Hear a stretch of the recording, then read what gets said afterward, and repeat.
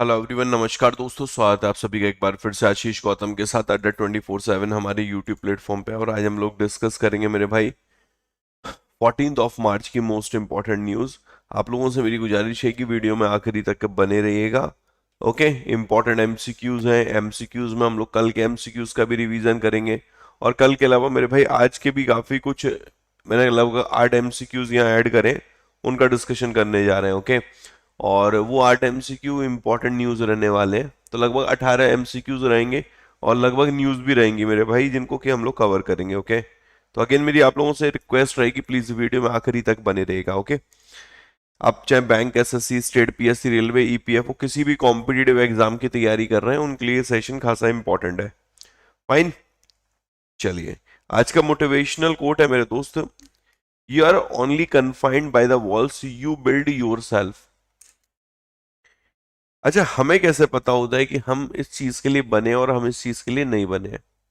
हमें कैसे पता होता है? मेरी बात, मैं मतलब थोड़ा कम समझ पाता हूँ इस चीज को। लोग कहते हैं कि मैं इस चीज के लिए नहीं बना। मतलब आपने अगर उस चीज के लिए एफर्ट किया ही नहीं, रिजल्ट आपने देखा नहीं, रिजल्ट आएगा तभी तो पता चलता है पास या फेल। रिजल्ट की तरफ आप गए नहीं, और रिजल्ट सिर्फ आपने अपने मन में सोच लिया। यही तो होता है लोगों के साथ। रिजल्ट आपने अपने मन में सोच लिया कि मैं इस चीज के लिए बना ही नहीं हूं, और आप उस रास्ते को मेरे दोस्त छोड़ देते हैं। अक्सर क्या होता है ना कि बहुत बार आप स्टूडेंट लाइफ में, मैंने भी फील किया, स्टूडेंट लाइफ में आपने भी फील किया होगा, इवन अब हम लोग जॉब भी कर रहे हैं तब भी बहुत बार ये फील करते हैं कि हम लोग कहीं ना कहीं अपने विचारों से अपने को रेस्ट्रिक्ट कर लेते हैं, या फिर अपनी ओवर थिंकिंग से अपने को रेस्ट्रिक्ट कर लेते हैं। यार नहीं, मैं नहीं कर पाऊंगा, यार मेरे से नहीं होगा, अरे यार मुझे ना ये, मतलब मेरे पिताजी मुझसे कहते थे बेटा तू इसकी तैयारी करनी चाहिए। मैं उनको बोलता अरे यार पापा मैं उसके लिए बना ही नहीं हूं, मैं पापा उसके लिए बना नहीं हूं। क्या पता मेरे दोस्त तुम सच में उसके लिए बने हो, बट तुम ना देख पा रहे हो। पहली चीज समझने की कोशिश करना। ओके, इसको थोड़ा डिफरेंट डायरेक्शन में चलते हैं। बहुत बार ऐसा होता है जब मैं कहीं ना कहीं काउंसलिंग कर रहा होता हूँ बच्चों की, और उनसे जब डिस्कशन हो रहा होता है मेरा, या किसी से भी डिस्कशन हो रहा होता है, तो मैंने ये फील किया है मेरे दोस्त कि वो अपने आसपास के माहौल, या जितना उन्होंने अपने रिलेशंस में, अपने रिश्तेदारों में लोगों को करते हुए देखा, उस आधार पर वो खुद को उतना कहीं ना कहीं अडॉप्ट करा लेते हैं कि नहीं यार मैं इतना ही कर पाऊंगा। यार लिमिटलेस होके काम करो। लिमिटलेस, लिमिटलेस मतलब इतनी मेहनत करो ना, इतनी मेहनत करो कि मतलब आपको ये रियलाइज होने लगे कि यार मैं कर क्या रहा हूं यार। मैंने तो कभी सोचा नहीं था खुद से कि मैं इतनी मेहनत करूंगा। लिमिटलेस, कोई लिमिट ही नहीं, कोई अर्थ ही नहीं है मेरे भाई। जितना दौड़ सकते हो उतना दौड़ो, जितना दौड़ सकते हो उतना दौड़ो, यही तो उम्र है दौड़ने की। लेकिन खुद को रेस्ट्रिक्ट मत करो कि मैं इसी के लिए बना हूं, मैं इतना ही पा पाऊंगा। बड़े थॉट रखो, बड़े गोल रखो, बड़े ऑब्जेक्टिव रखो, बड़े विचार रखो मेरे भाई। जितनी चीजों को मेरे दोस्त आप बड़ा रखोगे ना, उतना आपके लिए बेहतर है। करके देखिए यार, ना करने से तो बेहतर है करना। यार करके देखिए ना। और सिर्फ सोचने भर मात्र से काम नहीं चलेगा, कुछ चीजों को जमीनी हकीकत बनाइए, और जमीनी हकीकत बनाकर उसके परिणाम की तरफ जाइए, और परिणाम निश्चित आपके लिए बेहतर होगा। बहुत बार असफलता भी हाथ लगती है, वो भी आपके लिए बेहतर है। अगर छोटी सफलता हाथ लग जाती तो बड़ी, मेरे दोस्त, फिर इंतजार, मतलब कहने का ये है कि अगर मैं ही मेरे दोस्त बैंक में क्लर्क बन गया होता, सिंपल समझना, तो आप लोगों को यहां पर मैं क्या गाइड कर पा रहा होता? तो मेरे दोस्त बड़े विचार रखिए, बड़े थॉट रखिए। कभी कभी अगर कोई कहीं सफलता भी मिल रही है तो क्या पता वो आपकी सफलता ही हो। तो अपने विचारों को बड़ा रखिए, अपने को लिमिटलेस रखिए, और अपनी जो विचार है ना उनको पॉजिटिव रखिए। पॉजिटिव थॉट बहुत काम के होते हैं मेरे भाई, बहुत काम के होते हैं, आपको तनाव से दूर रखते हैं। ठीक है, करके देखिए चीजें बेहतर होंगी। बाकी प्रभु का आशीर्वाद लीजिए, माता पिता का आशीर्वाद लीजिए, निश्चित ही चीजें बेहतर होंगी, बेहतर होंगी। ओके, चलो, गुड मॉर्निंग, सत श्री अकाल, जय श्री राधे मेरे भाई। स्टार्ट करते हैं पहले सवाल के साथ। Good morning, good morning, good morning. आज हम लोगों ने 7:01 पे शुरू कर दिया है। ठीक है, चलिए। Who has won 2023 PEN Nabokov lifetime achievement award? 2023 PEN Nabokov Nabokov lifetime achievement award किसने जीता है? बताइए मित्रों, फटाफट इसका आंसर करिए।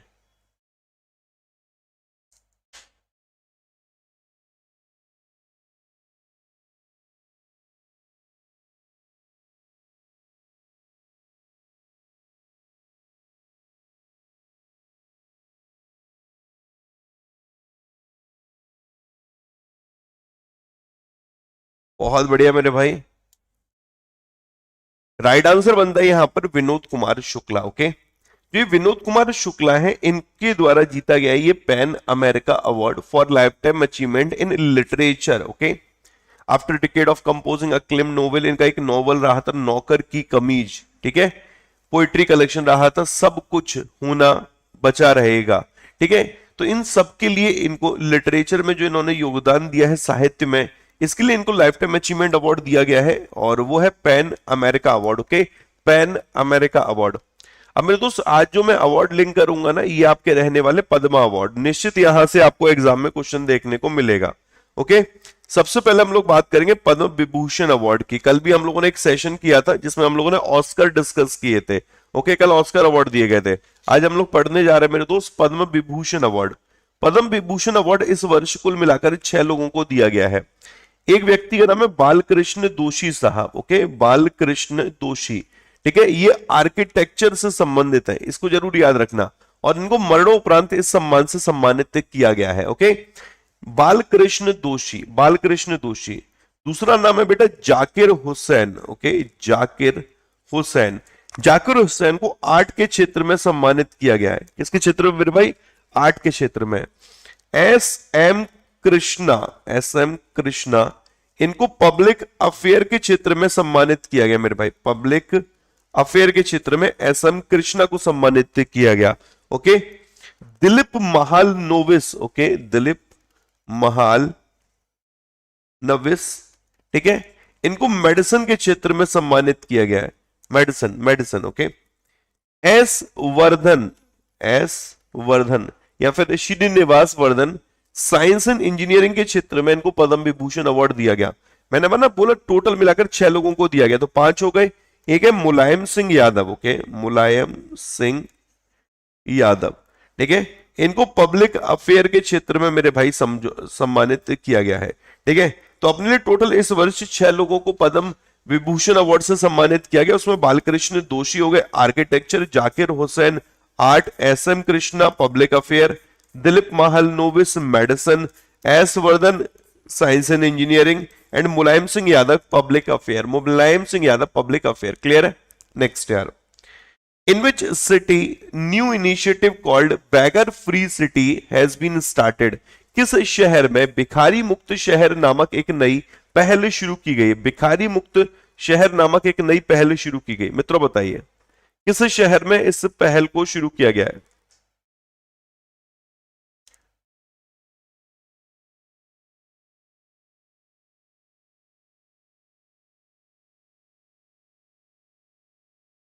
राइट आंसर बनेगा महाराष्ट्र के नागपुर में। ओके, कहां पर? महाराष्ट्र के नागपुर में।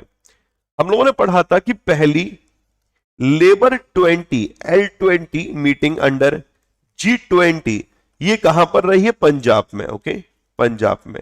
और पंजाब में भी कहां रही थी? अमृतसर में। ठीक है, अमृतसर में। तो पंजाब के अमृतसर में पहली लेबर 20 अंडर G20 के तहत मीटिंग आयोजित की गई थी। ठीक है, डन मेरे भाई। दूसरा, ऑल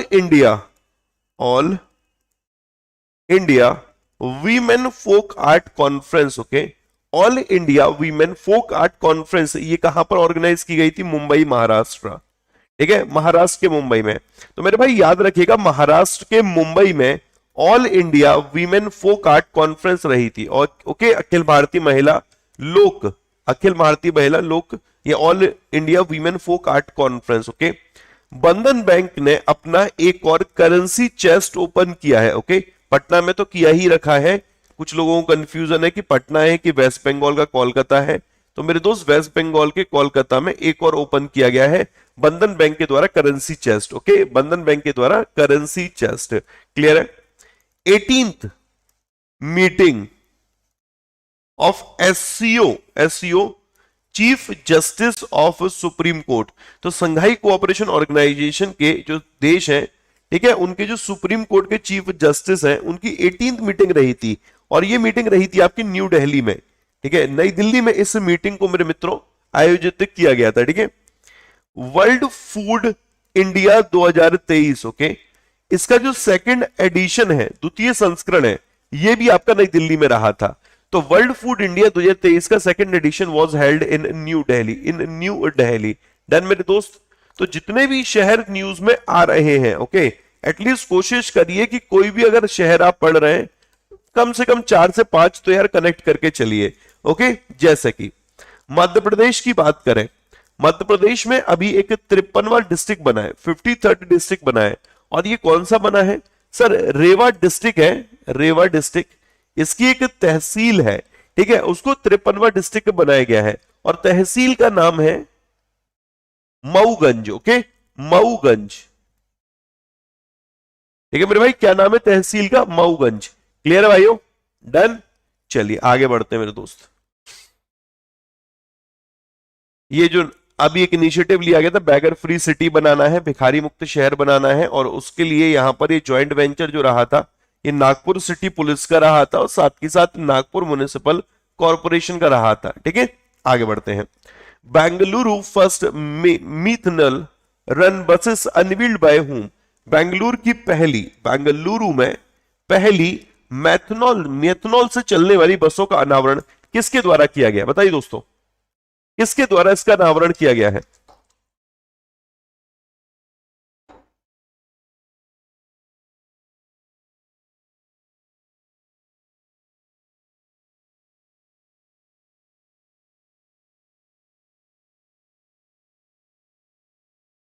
यह किया गया था दोस्त नितिन गडकरी साहब के द्वारा। रोड ट्रांसपोर्ट हाईवे मिनिस्टर है, नागपुर महाराष्ट्र इनकी कॉन्स्टिट्युएंसी निर्वाचन क्षेत्र है। थावरचंद गहलोत गवर्नर है ये कर्नाटक के। ओके, बोसमुराज एस बोमई ये चीफ मिनिस्टर है। Prime minister Narendra Modi, okay, and Jagdeep Dhankhar vice president उपराष्ट्रपति हैं। तो नितिन गडकरी साहब जो कि minister of road transport highway हैं गवर्नमेंट ऑफ इंडिया, इन्होंने अभी पायलटेड ट्रायल अनवील किया है MD-15 बसेस का। अभी MD-15 बसेस क्या है? यह इनका प्रोटोटाइप लॉन्च किया था मेरे दोस्त M100 का।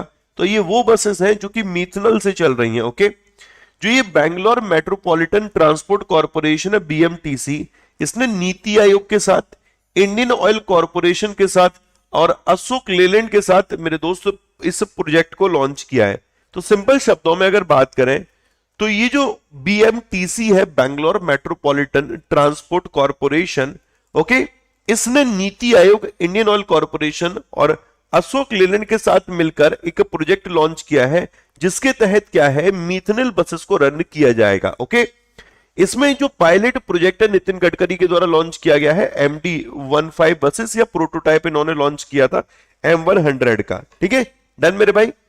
तो बेंगलुरु की पहली मिथनॉल रन बसेस किसके द्वारा अनवील की गई हैं? तो नितिन गडकरी साहब के द्वारा। चलिए लगे हाथ नीति आयोग पढ़ लेते हैं। नीति आयोग की स्थापना हुई थी 1 जनवरी 2015 को। ओके, पहले इसका नाम योजना आयोग होता था, फिर इसका नाम बदलकर नीति आयोग कर दिया गया। न्यू दिल्ली इसका हेडक्वार्टर है। चेयरपर्सन प्राइम मिनिस्टर होते तो वर्तमान में नरेंद्र मोदी जी इसके अध्यक्ष हैं। 2 एग्जाम में क्वेश्चन बनते हैं, एक वाइस चेयरपर्सन का नाम पूछा जाता है और एक CEO का नाम पूछा जाता है। ओके, जो वाइस चेयरपर्सन है इनका नाम है सुमन बेरी, सुमन बेरी। ओके, एंड जो CEO है ये BBR Subramanian. Okay, BBR Subramanian ये CEO है नीति आयोग के। क्लियर? नेक्स्ट, डेविड चिपरफील्ड को 2023 का प्रिज्गर आर्किटेक्चर पुरस्कार के विजेता के रूप में घोषित किया गया। भाई सुपर डुपर न्यूज है, मोस्ट इंपॉर्टेंट मार्क करिएगा। पुलित्जर प्राइज, प्रिज्गर प्राइज, ओके, ये बहुत इंपॉर्टेंट अवार्ड होते हैं। तो जो ये डेविड साहब है, डेविड चिपरफील्ड है, इनको विनर अनाउंस किया गया 2023 के प्रिज्गर आर्किटेक्चर प्राइज का। आर्किटेक्चर के क्षेत्र में इसको नोबेल प्राइज भी कहा जाता है। सवाल ये है कि ये भाई साहब जिनको इस सम्मान से सम्मानित किया गया है, he is from which country मेरे भाई? He is from which country? फटाफट बताइए।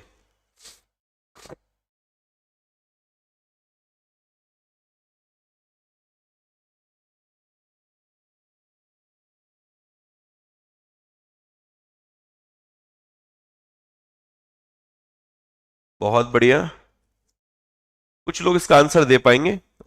यूके। ओके, अब जरा देखना समझना, ये जो ब्रिटिश आर्किटेक्चर हैं, ठीक है, ब्रिटिश आर्किटेक्ट डेविड चिपरफील्ड, इनको विनर अनाउंस किया गया 2023 के प्रिज्गर आर्किटेक्चर प्राइज का। 2018 में भारत के जो है बालकृष्ण दोषी साहब, बीवी दोषी साहब, ये फर्स्ट इंडियन आर्किटेक्ट थे जिनको कि प्रिज्गर आर्किटेक्चर प्राइज से सम्मानित किया गया था।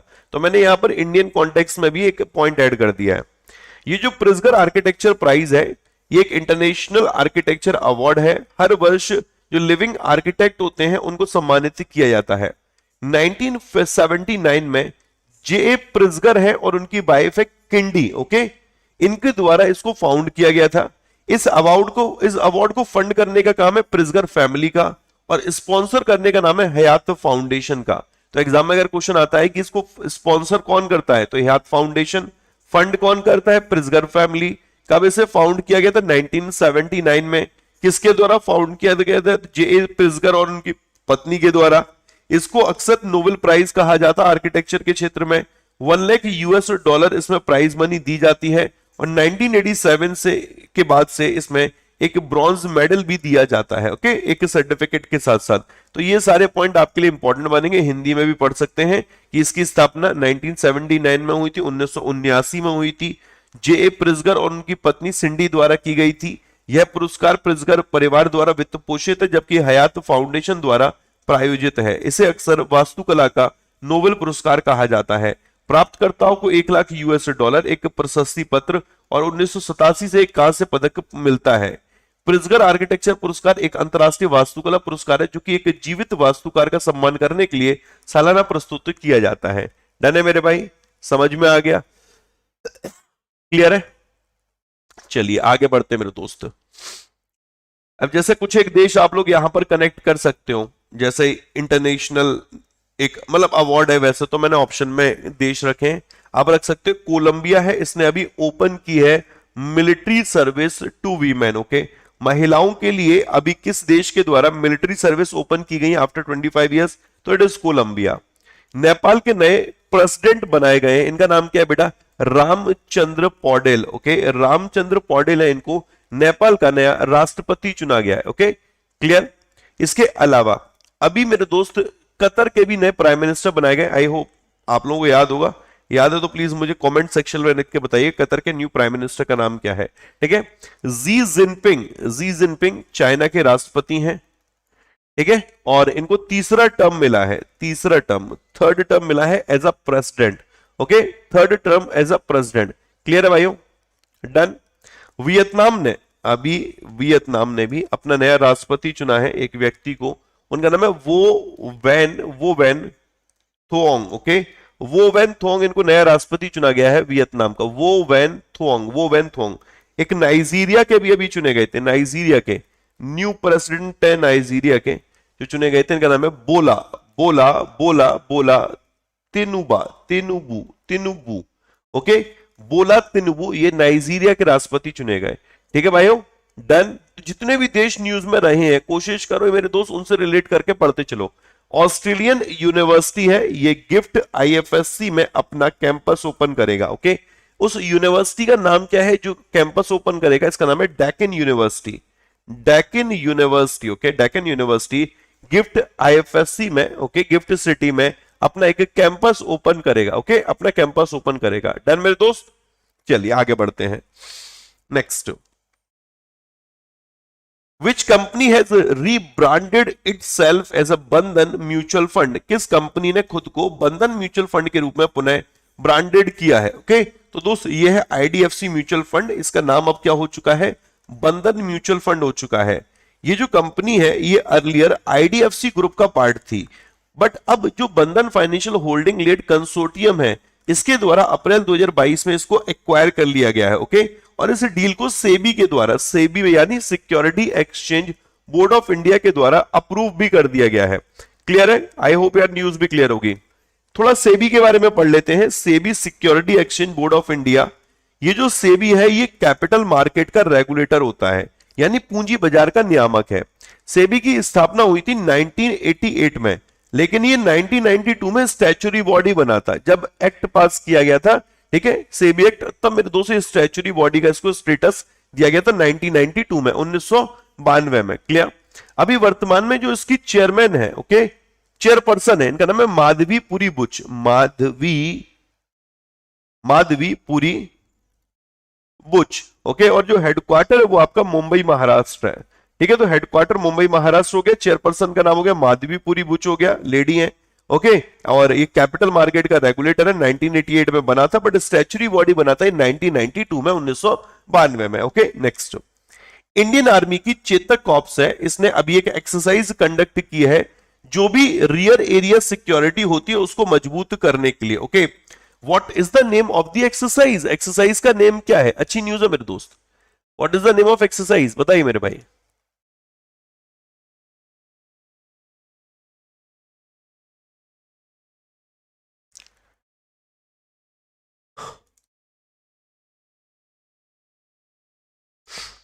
यह इसका नाम है चेतक चौकस। ओके, चेतक चौकस। स्लिनेक्स भारत की श्रीलंका के साथ एक्सरसाइज होती है। ओके, विनबेक्स भारत की वियतनाम के साथ एक्सरसाइज होती है। युद्ध Abhyas, Vajra Prahar, Cope India, tiger त्रम्प। Okay, ये सारी एक्सरसाइज भारत की यूएसए के साथ होती हैं, यानी अमेरिका के साथ होती हैं। अब ये जो एक्सरसाइज है खंजर, ये अच्छी है मेरे भाई। एनी आइडिया ये किस देश के साथ होती है खंजर? कजाकिस्तान, किर्गिस्तान, उज्बेकिस्तान, किसके साथ होती है? तो खंजर एक्सरसाइज होती है मेरे भाई किर्गिस्तान के साथ। ठीक है, तो ये किर्गिस्तान जो देश है खंजर। तो टाइगर त्रम्प, युद्ध Abhyas, Vajra Prahar, Cope India USA, Vinbax Vietnam, Sri Lanka के साथ एक मित्र शक्ति भी होती है, मित्र शक्ति एक्सरसाइज भी कंडक्ट की जाती है। ठीक है भाइयों, हम लोगों ने कल पढ़ा था कि जो इंडिया एंड फ्रांस है इसके बीच में एक एमपीएक्स हुई है। एमपीएक्स क्या है? Maritime partnership exercise. Okay, maritime partnership exercise. Defence ministry ने HAL हिंदुस्तान एरोनॉटिकल्स लिमिटेड के साथ एक समझौता किया है 6 डोर्नियर एयरक्राफ्ट के लिए। ओके, 6 डोर्नियर एयरक्राफ्ट के लिए डिफेंस मिनिस्ट्री ने, हिंदुस्तान एरोनॉटिकल्स लिमिटेड है, इसके साथ समझौता किया था। ओके, कोशिश करो डिफेंस रिलेटेड जितनी न्यूज है लिंक कर पाओ। अभी कर्नल गीता राणा के बारे में हम लोगों ने पढ़ा था। गीता राणा, गीता राणा फर्स्ट वीमेन है to command an army battalion. Okay, first women to command army battalion. Okay, army battalion. क्या नाम है बेटा इनका? Geeta Rana, Geeta Rana. Done. Indian navy की अभी एक एक्सरसाइज कंक्लूड हुई थी, उसका नाम है ट्रॉपेक्स। ओके, ट्रॉपेक्स 2023। ठीक है, ट्रॉपेक्स 2023। क्लियर है भाइयों? ट्रॉपेक्स 2023। अभी एक 54th CISF central industrial security force, इसका रेजिंग डे ऑब्जर्व किया गया था 10th ऑफ मार्च को। ओके, 10 मार्च को इसका 54th रेजिंग डे रहा था।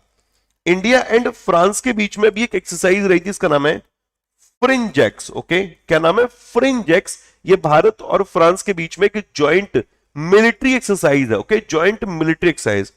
इंटरनेशनल मैरीटाइम एक्सरसाइज 2023 में अपने किस शिप ने पार्टिसिपेट किया था? It is INS Trikand. Okay, INS Trikand, INS Trikand participated in international maritime exercise. Clear है मेरे दोस्तों?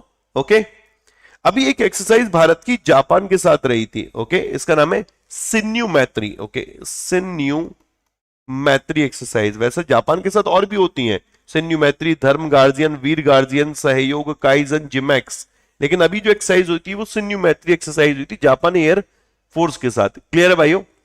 अभी एसएसबी का डायरेक्टर जनरल किसको बनाया गया है? रश्मि शुक्ला को। ओके, जो ये रश्मि शुक्ला है इनको एसएसबी का आईपीएस ऑफिसर है, इनको बेटा डायरेक्टर जनरल बनाया गया सशस्त्र सीमा बल का, SSB का। क्लियर है? मजा आ गया, समझ में आ गया? तो कुछ एक भाई मित्र मेरे ऐसे होंगे जिनको लग रहा होगा अरे यार इस लेवल पे हम लोग पढ़ेंगे तो ना सब कैसे याद करेंगे। मेरे दोस्त हमेशा याद रखना कि शुरुआत कठिन ही होती है। ठीक है, आप पहले दिन आपका जन्म हुआ था, आप पैदल चलना नहीं शुरू कर दिए थे, चलना नहीं शुरू कर दिए। शुरुआत हमेशा कठिन होती है, संघर्ष के साथ ही होती है। तो जीवन में ये समझना पड़ेगा आपको कि संघर्ष के बिना कुछ नहीं है। ठीक है, संघर्ष ही जीवन है। ये जो चीजें मैं आपके साथ कनेक्ट कर रहा हूं, इसकी आपकी एक हैबिट डेवलप करना चाह रहा हूं, वो है मेहनत करने की। कोशिश करिएगा जो पहली दफा जुड़े एटलीस्ट 3 दिन मेरे साथ जुड़ना, आपको पैटर्न समझ में आ जाएगा किस तरीके से मैं चीजों को लेके चलता हूं। और जो जुड़ते हैं बेटा वो तो डेली जुड़ते रहिए। ठीक है, आई होप क्लियर होगा इतना। Next, with an aim to empower tribal communities and boost their livelihood, which state government will launch new scheme मुख्यमंत्री जनजाति जीविका मिशन? ओके, मुख्यमंत्री जनजाति जीविका मिशन किसके द्वारा शुरू किया गया है? मुख्यमंत्री जनजाति जीविका मिशन किसके द्वारा शुरू किया गया है?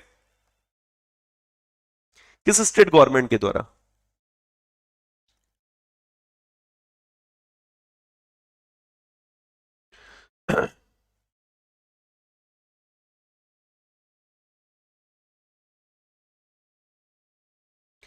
राइट आंसर बेटा यहां पर उड़ीसा। ओके, स्टेट का नाम क्या? उड़ीसा।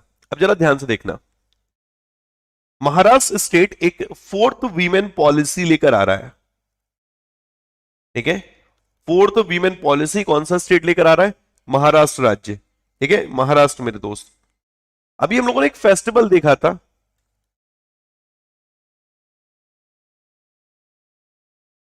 ठीक है, योसेंग फेस्टिवल। योसेंग फेस्टिवल मैती कम्युनिटी के द्वारा सेलिब्रेट किया गया था इन मणिपुर। ओके, इन मणिपुर। क्लियर? नागालैंड के जो चीफ मिनिस्टर बने हैं इनका नाम क्या है? नेफ्यू रियो। ओके, नेफ्यू रियो, इनको नागालैंड का चीफ मिनिस्टर बनाया गया है। ठीक है, अभी एक फेस्टिवल केरल में भी रहा था, केरल में भी Attukal Pongala festival. Okay, Attukal Pongala festival. Tripura के 13th चीफ मिनिस्टर कौन बने? मानिक शाह। ठीक है, मानिक शाह, मानिक शाह। ठीक है, कॉनराड सांगमा, कॉनराड सांगमा ये मेघालय के सीएम बनाए गए, इनको सेकंड टर्म दिया गया है। ओके, सेकंड टर्म दिया गया है। क्लियर है भाइयों? डन। उत्तराखंड स्टेट गवर्नमेंट एक सेल्फ एम्प्लॉयमेंट स्कीम लेकर आ रहा है for single women. Okay, single women के लिए सेल्फ एम्प्लॉयमेंट स्कीम कौन लेकर आ रहा है? Uttarakhand state, Uttarakhand state. Okay, ये इंपॉर्टेंट है मेरे दोस्त। मध्य प्रदेश की एक योजना, इसका नाम है लाडली, लाडली बहना योजना या फिर लाडली बहना स्कीम। ओके, लाडली बहना योजना, फिर लाडली बहना स्कीम, ये कहां की? मध्य प्रदेश की है। क्लियर है? नागालैंड की फर्स्ट वीमेन एमएलए या फिर फर्स्ट वीमेन मिनिस्टर, मिनिस्टर का नाम क्या है? तो फर्स्ट वीमेन एमएलए और फर्स्ट वीमेन मिनिस्टर कौन है? तो फर्स्ट वीमेन एमएलए है हेकानी जखुला, हेकानी जखलू। ओके, हेकानी जखलू ये फर्स्ट वीमेन एमएलए है नागालैंड की, और जो मिनिस्टर बनी है इनका नाम है सल होटोनू क्रूज। ओके, सल होटो होटो होटो नू नू नू क्रूज। ओके, सल होटोनो क्रूज, ये फर्स्ट वीमेन मिनिस्टर है, फर्स्ट वीमेन मिनिस्टर है। क्लियर है मेरे भाई? ओके, केरल जो टेंपल है, केरल टेंपल, ये फर्स्ट इंडिया का पहला टेंपल है, केरल टेंपल, जिसने कि रोबोटिक एलिफेंट को इंडक्ट किया है रिचुअल ड्यूटीज के लिए। तो रिचुअल ड्यूटीज के लिए रोबोटिक एलिफेंट को इंडक्ट करने वाला जो फर्स्ट टेंपल है देश का, वो है Kerala temple. Okay, Kerala temple. I hope यार मेरे दोस्त क्लियर होगा। ओके, कंटेंट पसंद आ रहा है, एक्सप्लेनेशन पसंद आ रहा है मेरे दोस्त, मेहनत अच्छी लग रही है, please do like this session. Okay, session को लाइक करते चलिएगा। आगे बढ़ते हैं। 4th time Olympic diving champion PAT McCormick. Okay, PAT McCormick ये मोहतरमा है, who become the first diver to swap the 3 metre 10 metre event at consecutive Olympic. जरा समझना, दो चीजों को यहां पर लिंक किया गया है। पहले तो नाम याद रखना, पैट मैककॉर्मिक, इनका निधन हो गया है। ये 4 बार की ओलंपिक डाइविंग चैंपियन थी। इवन मेरे दोस्त 3 मीटर और 10 मीटर इवेंट में, ठीक है, लगातार कॉन्सिक्यूटिव ओलंपिक में स्वैप करने वाली फर्स्ट डाइवर भी थी ये। इनका निधन हुआ। She was from which country? Okay, she was from which country? Hurry up guys, फटाफट बताइए, she was from which country? इनका निधन हो गया, ये यूएसए से। ओके, ये कहां से? यूएसए से। क्लियर? अब मेरे दोस्त ये तो 8 एमसीक्यू वो रहे जो हमारी आज की इंपॉर्टेंट न्यूज रही। ठीक है, अब मैं यहां पर 9 से लेकर 18 तक आपको एमसीक्यूज कराऊंगा रैपिड फायर वाले मोड में।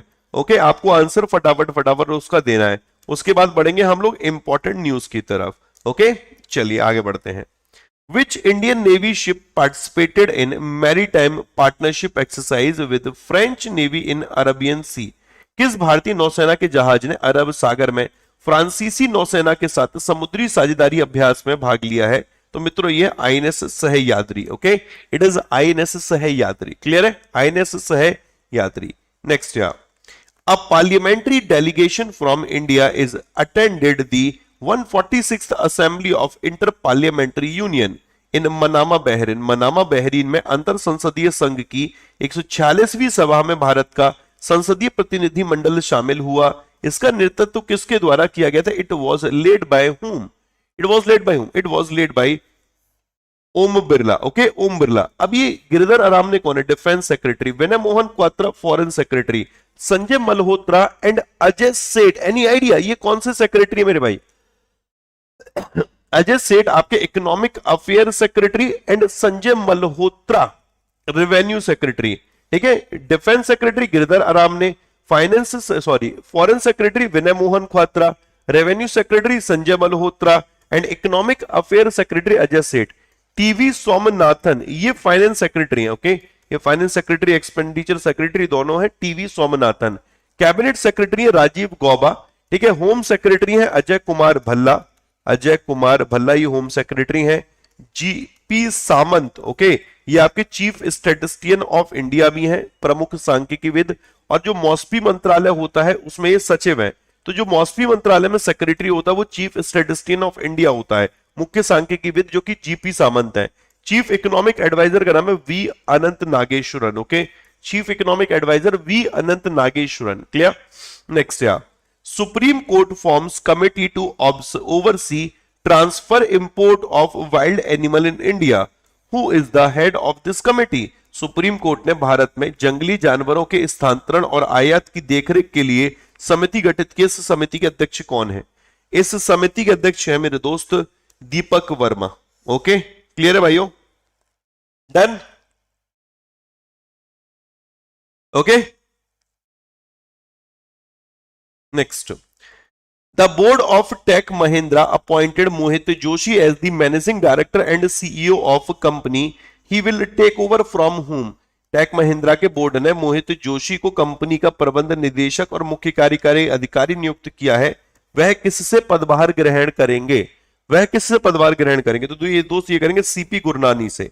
Okay, CP Gurnani, CP Gurnani. Next, which stadium has been officially recognized by Guinness World Record as largest fully seated hockey stadium in the world? तो किस स्टेडियम को आधिकारिक तौर पर गिनीज वर्ल्ड रिकॉर्ड द्वारा दुनिया के सबसे बड़े पूरी तरह से बैठने वाले हॉकी स्टेडियम के रूप में मान्यता दी गई है? तो मित्रों ये Birsa Munda stadium. Okay, Birsa Munda stadium. Okay, ज्ञान चतुर्वेदी जी का जो नोवेल है इसका नाम है पागल खाना। इसको सेलेक्ट किया गया 32वें व्यास सम्मान के लिए 2022। It was instituted in which year? Okay, ये जो अवार्ड है व्यास सम्मान, इसको किस वर्ष में इंस्टीट्यूट किया गया था? तो ज्ञान चतुर्वेदी जी का उपन्यास है पागल खाना, इसको 32वें व्यास सम्मान 2022 के लिए चुना गया है। यह किस वर्ष स्थापित किया गया था?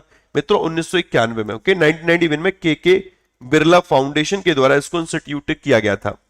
Who has been appointed interim chairman of LIC? LIC के अंतरिम अध्यक्ष के रूप में किसे नियुक्त किया गया है? तो LIC के अंतरिम अध्यक्ष बने सिद्धार्थ मोहंती। ओके, सिद्धार्थ मोहंती, इनको LIC का इंटरिम चेयरमैन बनाया गया। Okay, interim chairman of LIC। Clear? With which country India signed an agreement for investment in critical minerals such as lithium and cobalt? Bharat ने किस देश के साथ लिथियम और कोबाल्ट जैसे महत्वपूर्ण खनिजों में निवेश के लिए किस समझौते पर हस्ताक्षर किए हैं? तो मित्रों ये बनता है आपका Australia. Okay, Australia. Clear? India and Australia aim to increase bilateral trade from 30 billion US dollar to dash annually.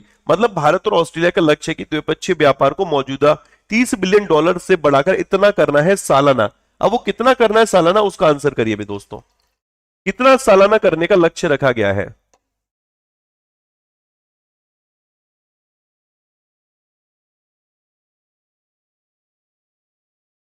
ये आंसर बनेगा 100 billion US dollar. Okay, 100 billion US dollar. Next, prime minister Narendra Modi dedicated to the nation the longest railway platform in the world at Shri Siddharudha Swami ji Hubli railway station. Okay, Hubli station. It is how much long? Okay, प्रधानमंत्री नरेंद्र मोदी ने Shri Siddharudha Swami ji Hubli station पर दुनिया का सबसे लंबा railway platform राष्ट्र को समर्पित किया। ये कितना लंबा है मेरे भाई? ओके, कितना मीटर लॉन्ग है? कितने मीटर लॉन्ग है? तो it is 1507 metre. Okay, 1507 metre. तो बेटा 1 से 8 तक न्यू एमसीक्यू करे आज हम लोगों ने, और 9 से लेकर हम लोगों ने 18 तक ये कल की जो न्यूज थी उनका रिवीजन किया है। अब बढ़ेंगे न्यूज की तरफ, बट मैं आपको आज का शेड्यूल अपना बता देता हूं। 9:30 बजे से 11 बजे तक मेरी जो क्लास होने वाली है, ठीक है, ये एप्लीकेशन पे अड्डा 24/7 एप्लीकेशन पे पेड बैचेस में, उसमें जनवरी 2nd वीक में शुरू करने जा रहा हूं। आज आपका 8 से लेकर 14 जनवरी तक का करंट अफेयर्स हम लोग पढ़ेंगे। ओके, दूसरी जो क्लास रहेगी मेरी वो रहेगी 2:30 बजे से 4 बजे तक। ओके, और ये जो क्लास रहेगी वॉरियर 5.0 में रहेगी बेसल नॉर्म्स की। ठीक है, तीसरी क्लास मेरी रहेगी रात को 9:30 बजे मेरे भाई, 9:30 से 10:30 ये जो क्लास रहेगी ये रहेगी इंश्योरेंस अवेयरनेस की। इसमें 2nd क्लास हम लोग कवर करने जा रहे हैं। तो ये शेड्यूल याद रखना, मॉर्निंग 9:30 बजे से हम लोग जुड़ेंगे, फिर 2:30 बजे जुड़ेंगे, फिर 9:30 बजे रात को भी जुड़ेंगे। ओके, चलो आगे बढ़ते हैं। आज की पहली न्यूज पे बढ़ते हैं मेरे दोस्त।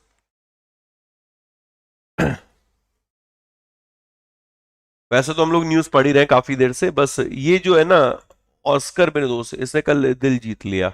ओके, भारत के लिए मेरे दोस्त एक मौका,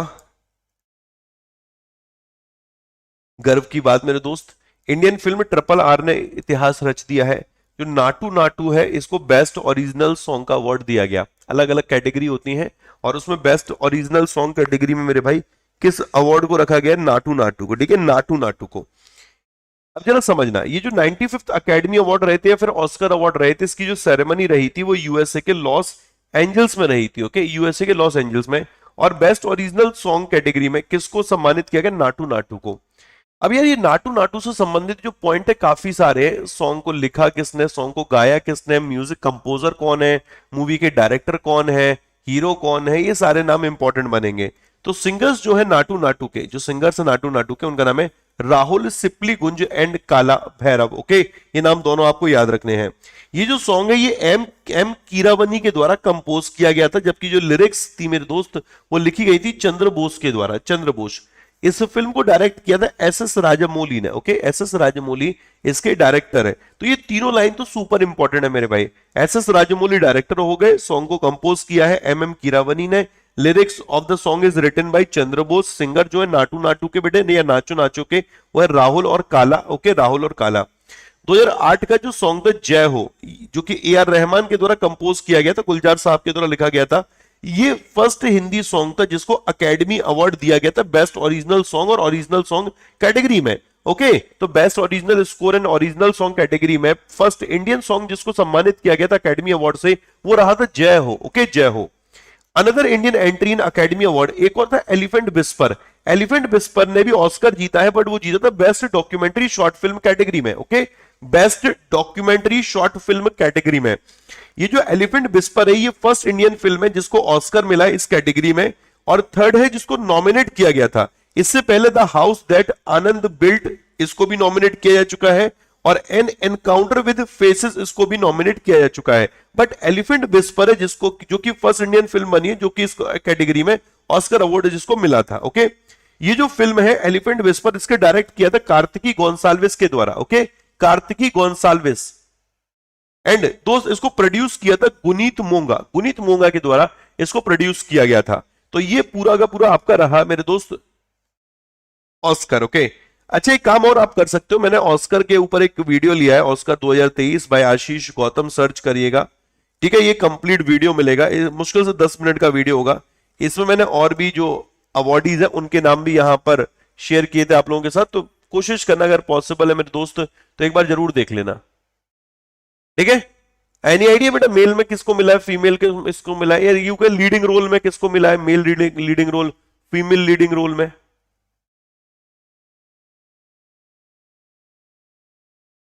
बेस्ट पिक्चर कौन सी रही? Best picture everything everywhere all at once. Okay, everything everywhere all at once ये बेस्ट पिक्चर रही थी। बेस्ट एक्टर रहे थे Brendan Fraser. Okay, Brendan Fraser ये बेस्ट एक्टर रहे थे। ओके, बेस्ट एक्ट्रेस जो रही थी वो थी मिशेल यो, ओके, MICHELLEYEOH, मिशेल यो, ये बेस्ट एक्ट्रेस रही थी। मिशेल यो का नाम इसलिए और याद रखिएगा, ये बेस्ट एक्ट्रेस है 95th अकेडमी अवार्ड में, और फर्स्ट वीमेन है एशियन डेस्केंट जिनको इस अवार्ड से सम्मानित किया गया है। And she become the first women of Asian descent to win the academy award, to win the Oscar award, और ये बेस्ट एक्ट्रेस रही है। ओके, बेस्ट डायरेक्टर का जो अवार्ड गया है वो डैनियल को गया था, डैनियल। ओके, दो भाई हैं, डैनियल क्वान और डैनियल शेनर्ट। ओके, तो everything everywhere all at once के लिए डैनियल को बेस्ट एक्टर अवार्ड दिया गया, बेस्ट एक्टर अवार्ड दिया गया। क्लियर भाइयों? डन। बाकी ओरिजिनल सॉन्ग में नाटू नाटू आपको याद रखना है। ओके, और इसके अलावा मैंने आपको शॉर्ट फिल्म में बता ही दिया है, ठीक है, द एलिफेंट विस्पर। क्लियर है भाइयों? Documentary, short documentary. नेक्स्ट देखिएगा, third edition of multilateral exercise La Perouse will be conducted in Indian Ocean region from 13th to 14th March, मतलब आज कंक्लूड हो जाएगी।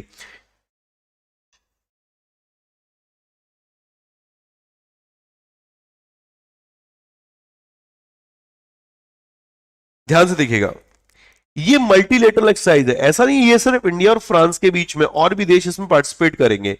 अगर बायलेटरल होता तो कहते द्विपक्षीय कि हाँ भारत और फ्रांस के बीच में, बट मल्टीलेटरल एक्सरसाइज है। ओके, ला पेरोज एक्सरसाइज है, मल्टीलेटरल एक्सरसाइज है, तीसरा संस्करण है जो कि इंडियन ओशन रीजन में होने जा रहा है। इस एक्सरसाइज में royal Australian navy, French navy, Indian navy, Japanese maritime self defence force, royal navy, US navy, ये सब पार्टिसिपेट करेंगे। ओके, ये जो ला पेरोज एक्सरसाइज है इसको फ्रेंच नेवी के द्वारा कंडक्ट किया जा रहा है। ओके, फ्रेंच नेवी के द्वारा। इंपॉर्टेंट ये कि भारत की तरफ से कौन सी शिप इसमें पार्टिसिपेट करेंगी, तो एक है आईएनएस सहयात्री। ओके, आईएनएस सहयात्री, और एक का नाम है आईएनएस ज्योति। अब आप सोचिए क्वेश्चन कैसे बन सकते हैं, क्वेश्चन बन सकते हैं इसमें कि कौन सी शिप पार्टिसिपेट करेगी।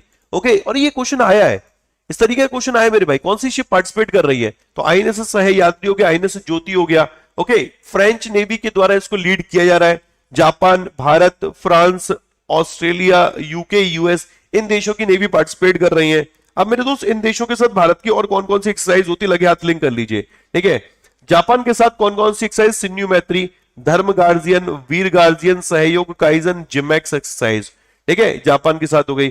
फ्रांस के साथ हो गई Shakti, Varun, Garuda, desert knight. Okay, Shakti, Varun, Garuda, desert knight. US के साथ Yudh Abhyas, Vajra Prahar, Cope India, Tiger Trump. Okay, Yudh Abhyas, Vajra Prahar, Cope India, Tiger Trump. UK के साथ मेरे भाई अजय वॉरियर, कौनकन, इंद्रधनुष, कौनकन, शक्ति। ओके, अजय वॉरियर, कौनकन, इंद्रधनुष, कौनकन, शक्ति हो गया। ऑस्ट्रेलिया के साथ ऑस इंडेक्स है, ऑस इंडेक्स एक्सरसाइज है। इसके अलावा एक एक्सरसाइज और याद रखना, मालाबार एक्सरसाइज, ये क्वाड नेशन के बीच में होती है। ठीक है, इसमें से फ्रांस को हटाओ, आप यूके को हटाओ, तो Japan, US, Australia, Japan, USA and Australia and India, ये मेरे दोस्त मालाबार एक्सरसाइज को इसमें पार्टिसिपेट करते हैं। मालाबार को पहली बार ऑस्ट्रेलिया इस बार होस्ट करने जा रहा है। ठीक है भाइयों, डन। चलो आगे बढ़ते हैं। इंडियन नेवी चीफ है जो naval staff R Hari Kumar है। इंडियन नेवी डे कब आता है आपका? 4 दिसंबर को, 4 दिसंबर को आता है। ठीक है भाइयों, next, Indian railway completed electrification of Uttarakhand 347 kilometre broad gauge network. Broad gauge network बड़ी लाइन छोटी लाइन होती है मेरे भाई, उसकी बात हो रही है यहां पर। ठीक है, तो ये जो उत्तराखंड का 347 किलोमीटर का ब्रॉडगेज नेटवर्क है, इसका इलेक्ट्रिफिकेशन हुआ है। इंडियन रेलवे ने अभी उत्तर प्रदेश और उत्तराखंड का इलेक्ट्रिफिकेशन कंप्लीट कर लिया है। ठीक है, इनका नेट जीरो कार्बन एमिटर का टारगेट है 2030 का, ये याद रखना। Indian railway is working in a mission mode to become a largest green railway in the world and is moving towards becoming net zero carbon emitter. Question ये बन सकता है कि नेट जीरो कार्बन एमिटर का target कब तक का है? 2030 तक का है। ठीक है, आगे बढ़ते हैं मेरे दोस्त। Indian railway chairperson and CEO Anil Kumar Lahoti हैं। मिनिस्टर ऑफ रेलवे कौन है? अश्विनी वैष्णव है। Okay, railway minister Ashwini Vaishnav. इस न्यूज को समझना जरा, फिश वैक्सीन बनाई जा रही है इंडिया में। ओके, उसके कॉमर्शियल डेवलपमेंट के लिए कोलैबोरेशन किया गया है। तो Indian immunological limited, IIL, okay, Indian Immunologicals limited ने एग्रीमेंट किया है central institute of fresh water aquaculture. Okay, central institute of fresh water aquaculture, मतलब IIL का CIFA भुवनेश्वर के साथ समझौता रहा था for commercial development of fish vaccine in India, Bharat में फिश वैक्सीन के डेवलपमेंट के लिए। इसको समझते ना, देखिएगा। आईएएल फर्स्ट है इंडिया में जिसको कि फिश वैक्सीन मिला है मेरे भाई। India third largest fish producer है globally. Okay, more than 65% of India fish is through the inland fisheries aquaculture, ये बातें हैं। China is the largest fish producer in the world, ये याद रखना है। इंडोनेशिया दूसरे नंबर पे है। Commercial development of vaccine will be used against the hemorrhagic septicemia also called aeromonas septicemia. अब ये दोस्त, ये अल्सर डिजीज है, रेड सोर डिजीज है फ्रेश वाटर फिश में, ठीक है, उनके नेम लिखे हुए हैं। इनके अगेंस्ट में इन वैक्सीन का इस्तेमाल किया जाएगा। सिंपल शब्दों में अगर बात करें तो अभी आप जो कीवर्ड याद रखेंगे वो ये है कि फिश वैक्सीन के कॉमर्शियल डेवलपमेंट के लिए किस किस के बीच में समझौता हुआ, आईआईएल और सीआईएफए के बीच में। ओके, ये बात याद रख लेना। लार्जेस्ट प्रोड्यूसर कौन है, फिश प्रोड्यूसर कौन है, तो वो चाइना है। इंडिया थर्ड लार्जेस्ट है, इंडोनेशिया सेकंड है। ओके, ये जो सीआईएफए भुवनेश्वर है ये इंडियन काउंसिल ऑफ एग्रीकल्चरल जो इंस्टीट्यूट है उसका भाग है। Okay, ICAR Indian council of agriculture 1929 में बना। मिनिस्टर ऑफ एग्रीकल्चर इसके प्रेसिडेंट नरेंद्र सिंह तोमर। डायरेक्टर का नाम हिमांशु पाठक है। Headquarter new Delhi. Indian Immunologicals limited 1982 में बना था। एमडी के आनंद कुमार है। हेडक्वार्टर इसका हैदराबाद तेलंगाना। ओके, तेलंगाना हैदराबाद हेडक्वार्टर है। नेक्स्ट यार, इस न्यूज को जरा समझना।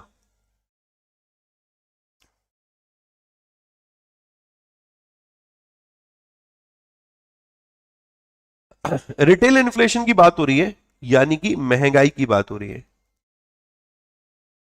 रिटेल इन्फ्लेशन मतलब होता है महंगाई कंज्यूमर प्राइस इंडेक्स के आधार पर जो बताई जाती है उसे हम लोग खुदरा मुद्रास्फीति या फिर रिटेल इन्फ्लेशन कहते हैं। आरबीआई को गवर्नमेंट ऑफ इंडिया ने जो टारगेट दिया है वो मैक्सिमम 6% तक रखने का दिया है, न्यूनतम 2% यानी 4% प्लस 2% माइनस 2%। ओके, 6% से ज्यादा नहीं होना चाहिए, 2% से कम नहीं होना चाहिए। 6% को बोलते हैं अपर टॉलरेंस लेवल, 2% को बोलते हैं लोअर टॉलरेंस लेवल। लेकिन महंगाई इतनी ज्यादा चल रही है कि अभी तक मेरे दोस्त जो रेपो रेट है उसमें 25% का इंक्रीमेंट देखने को मिला। हम लोगों को लगातार 250 बेसिस पॉइंट का इंक्रीमेंट देखने को मिला। नेक्स्ट मॉनेटरी पॉलिसी रिव्यू में फिर से इसमें मेरे दोस्त कुछ बेसिस पॉइंट बढ़ने की उम्मीद है। ओके, क्योंकि जो रिटेल इन्फ्लेशन है वो फिर से क्रॉस कर चुका है आरबीआई का टॉलरेंस लेवल, जो कि जनवरी 2023 में 6.52% था, क्रॉस कर चुका था मेरे भाई। और फरवरी में ये 6.44%, थोड़ा तो कम हुआ है, ईज हुआ है, बट स्टिल मेरे दोस्त ये आरबीआई का जो अपर टॉलरेंस लेवल है उससे ज्यादा ही चल रहा है। तो रिटेल इन्फ्लेशन जो है वो 6.44% रहा फरवरी 2023 में, जबकि जनवरी में रहा था 6.52%। Okay, ministry of statistic programme implementation ने इसको डेटा को जारी किया। कुछ चीजें समझते हैं। जारी कौन करता है? मॉस्पी मंत्रालय, ministry of statistic programme implementation. MoSPI मंत्रालय के तहत नेशनल स्टैटिस्टिकल ऑफिस के द्वारा इस डेटा को जारी किया जाता है। जनवरी महीने में जो रहा है वो 6.52% रहा है और फरवरी महीने में ये 6.44% रहा है। क्लियर है भाइयों? इतना डर है? ओके, चलो आगे बढ़ते हैं, इस पर फोकस करना। एक्चुअली में ना जब तक लोगों को ना स्वाद नहीं मिलता ना तब तक मजा नहीं आता है। तो चलो अभी 10-15 ब्लॉक हो जाएंगे ना तब मजा आएगा। ये फालतू की चटियाने के लिए आते हैं। ठीक है, रुको जरा। टेक्निकल टीम गुजारिश है कि जितने भी ये आपस में सेटिंग करने में लगे हुए हैं ना, इनकी सेटिंग कैंसिल की जाए, इनको ब्लॉक किया जाए। ठीक है, और फालतू की जो गॉसिप कर रहे हैं इनको पहले ब्लॉक किया जाए। ठीक है, the inflation rate based on the consumer price index 6.52% रहा जनवरी में, 6.07% रहा फरवरी 2022 में। ये फरवरी 2022 की बात कर रहे हैं। Except November December, retail inflation above the RBI के अपर टॉलरेंस लेवल, मतलब नवंबर दिसंबर में थोड़ा कम हुआ था, बट अभी देखो जनवरी 2022 के बाद से 2 ही महीने रहे हैं कि जब ये कम देखने को मिला है 6% से। बाकी टाइम तो 6% से ज्यादा ही है। ओके, आरबीआई ने प्रोजेक्ट किया है कि कंप्लीट फाइनेंशियल ईयर में 6.5% रहेगा। ये जरूर याद रखना कि as per reserve bank of India जो पूरा का पूरा प्रोजेक्शन है वो कितना है? 6.5% का। ठीक है, 6.5% का। क्लियर भाइयों? चलो आगे बढ़ते हैं। According to Stockholm International Peace research Institute, ध्यान से देखिएगा, स्टॉकहोम, यस, जिसको आप लोग सिप्री बोलते हो, सिप्री ने अभी एक अपनी रिपोर्ट जारी की है और इस रिपोर्ट में सिप्री का क्या कहना है उसको जरा समझ लेते हैं। सिप्री यहां पर कह रहा है कि जो इंडिया का आर्म्स इंपोर्ट है उसमें 11% की कमी रही है और 11% कमी रहने के बावजूद 11% कमी रहने के बावजूद भी यहां पर इंडिया टॉप इंपोर्टर रहा है अमंग दी नेशन। मतलब अगर जो देश यहां पर इंपोर्ट कर रहे हैं उनमें बात करें तो भारत स्टिल मेरे दोस्त टॉप इंपोर्टर है। ठीक है,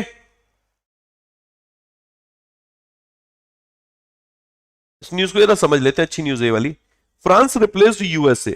ठीक है, फ्रांस ने यूएसए को पीछे छोड़ दिया, सेकंड लार्जेस्ट सप्लायर बन गया आर्म्स का इंडिया को, accounting for 30% of its defence import to India. बहुत बढ़िया। Russia was the largest supplier of arms to India in both 2013 से 2017, 2018 से 2022। रशिया जो था वो लार्जेस्ट इंपोर्ट मतलब भारत को अगर सबसे ज्यादा कोई डिफेंस प्रोडक्ट कोई दे रहा है जिससे भारत खरीद रहा है तो वो रशिया था मेरे भाई। Okay, but its share of total Indian arms import fell from 64% से 45%।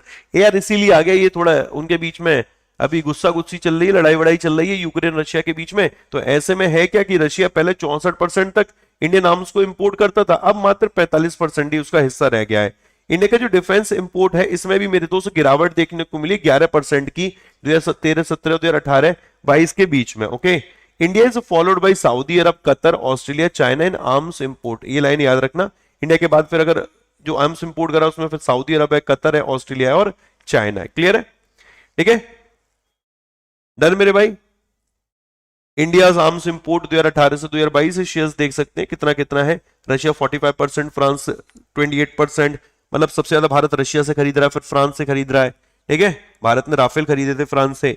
यूएस 11.1% है, तीसरे नंबर पे यूएस है, इजराइल चौथे पे है। फिर उसके बाद मेरे दोस्त बाकी देश तो छुटपुट छुटपुट है, साउथ कोरिया पांचवें पे, फिर यूके है, फिर जर्मनी है, फिर साउथ अफ्रीका भी है, फिर यूक्रेन भी है। ठीक है, तो ये ऐसे पढ़ सकते हैं कि इंडिया का आर्म्स इंपोर्ट में क्या क्या मेरे दोस्त कितना कितना कहां से खरीदा जा रहा है। ठीक है, स्टॉकहोम इंटरनेशनल जो पीस रिसर्च इंस्टीट्यूट है 1966 में बना था। स्टीफन लॉफबेन स्वीडन के chairperson, Dennis Smith director, headquarter Solna, ये अपने काम की चीज है। ठीक है, स्वीडन के स्टॉकहोम में सोलना में इसका हेडक्वार्टर है। ठीक है, डन मेरे भाई, डन। चलो आगे बढ़ते हैं। साउथ कोरिया और यूनाइटेड स्टेट इनके बीच में एक जॉइंट मिलिट्री एक्सरसाइज शुरू हुई है, इसका नाम है freedom shield. Okay, freedom shield, आपको बस एक्सरसाइज का नाम याद रखना है कि ये जो एक्सरसाइज है फ्रीडम शील्ड, ये भारत की किस देश, सॉरी भारत की नहीं है, उल्टा बोल गया मैं, यूएस और साउथ कोरिया के बीच में एक्सरसाइज है फ्रीडम शील्ड। ओके, बस नाम याद रखना, फ्रीडम शील्ड। साउथ कोरिया की कैपिटल सियोल है, करेंसी वॉन है, यून सुक योल यहाँ के राष्ट्रपति हैं। ओके, कैपिटल सियोल है, करेंसी यहाँ वॉन चलती है, राजधानी इसकी सियोल है, मुद्रा यहाँ वॉन चलती है, और यून सुक योल इसके राष्ट्रपति है। यून सुक योल, एक बार ये चेक करने पड़ेंगे मेरे भाई, एक सेकंड रुको जरा। South Korea,